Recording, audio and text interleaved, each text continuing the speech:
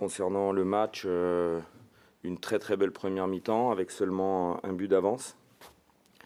Donc on n'est jamais à l'abri et le coach a crié à la mi-temps parce que tout le monde était un peu surpris, mais justement il fallait enfoncer le clou et on a fait preuve un peu de suffisance, un petit peu de prétention en fin de première mi-temps et le coach n'aime pas trop ça, il préfère voilà, qu'on aille au bout des choses et qu'on finisse.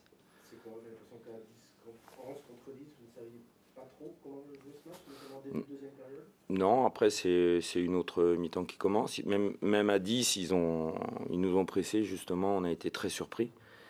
Et voilà, ensuite il y a eu quelques erreurs. Mais il y a eu, je dirais, plus de maîtrise, beaucoup de folie en première mi-temps, une excellente première mi-temps, et un peu plus de maîtrise en seconde.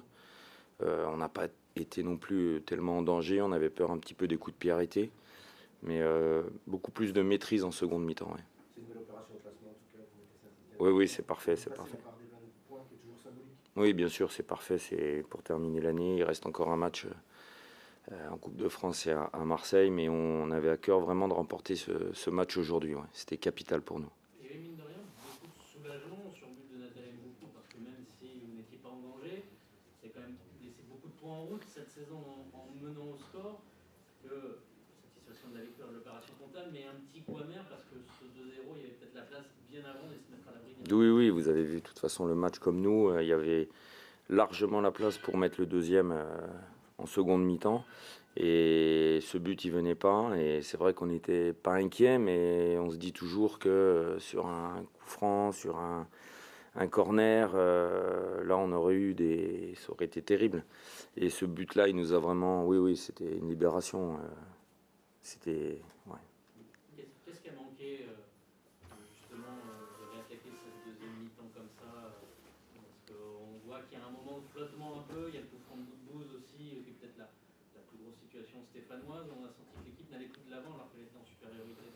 Oui, comme je vous ai expliqué tout à l'heure, c'est une équipe qui joue sa survie et même à 10, on a pu le voir nous la semaine dernière contre Angers, qu'on a eu une période dans la deuxième mi-temps à 10 qui était excellente. Ils nous ont pressés, on a été surpris. Au lieu de jouer un petit peu plus long et de sauter les lignes pour justement éviter ce pressing, on a continué à vouloir ressortir. On s'est fait contrer, on a concédé des coups francs, quelques corners, mais c'est pas de la... comment dire, c'est pas de la... Comment ? Mauvaise volonté. Oui, c'est pas de la mauvaise volonté, c'est un peu... Vraiment surpris. Alors ils n'ont pas fait ça, c'est vrai, très longtemps, parce que c'est difficile à 10, mais on a été un peu surpris. On n'a pas joué juste dans ces moments-là, je pense. Mickaël, vous aviez fait le choix de réaxer Thomas Fouquet dans la place de Younis. On a été un peu surpris. C'était quoi l'idée de garder de l'expérience avec André et Vogt dans cet axe et Non. de garder la défense à 3 qui vous va bien? Ouais, l'idée du coach c'était de garder cette défense à 3. Donc il m'en avait parlé un petit peu. Et je crois que ça avait déjà été fait à Lens, il me semble, avec Thomas.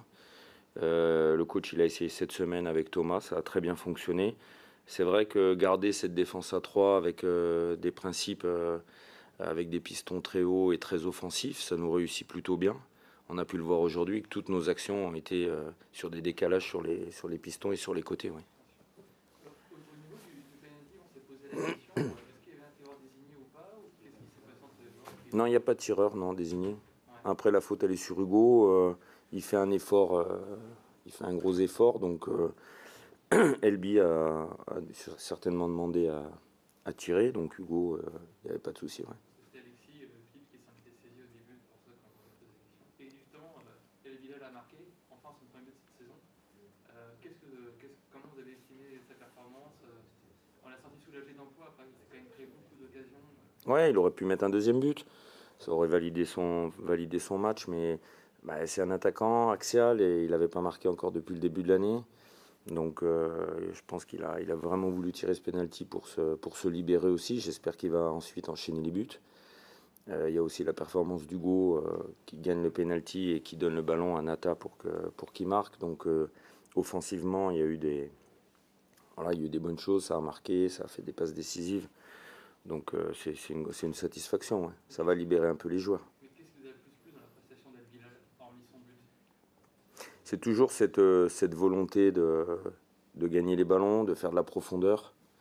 À la mi-temps, il s'est fait aussi un petit peu réprimander par rapport à sa position sur les centres, parce qu'il était souvent mal placé sur les centres. Et on a vu qu'en deuxième mi-temps, quand il écoute un petit peu, il s'est créé ses meilleures occasions au premier poteau. Il a la force pour le faire, il a le jeu de tête pour le faire.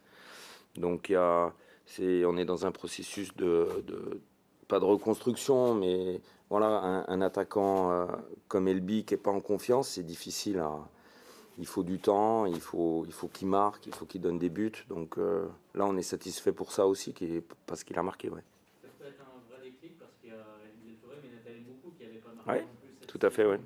J'allais le dire. Est-ce que voilà, il y a quelque chose à confirmer avec les 2 matchs à venir? Oui, bien sûr, c'est important pour eux de marquer. Nata aussi était soulagé. Il n'est pas rentré la dernière fois. C'est pareil, il n'est pas trop en confiance. Ça va lui faire du bien. Ça va faire du bien à Elby.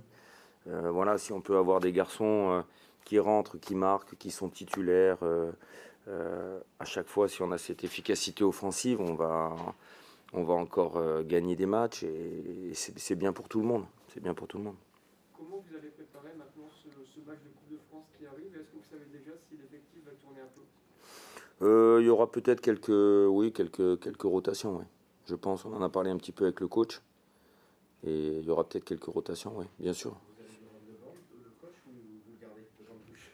Comment ? Non, ça y est. Ah, ça y est, c'est terminé. C'est ma dernière conférence aujourd'hui.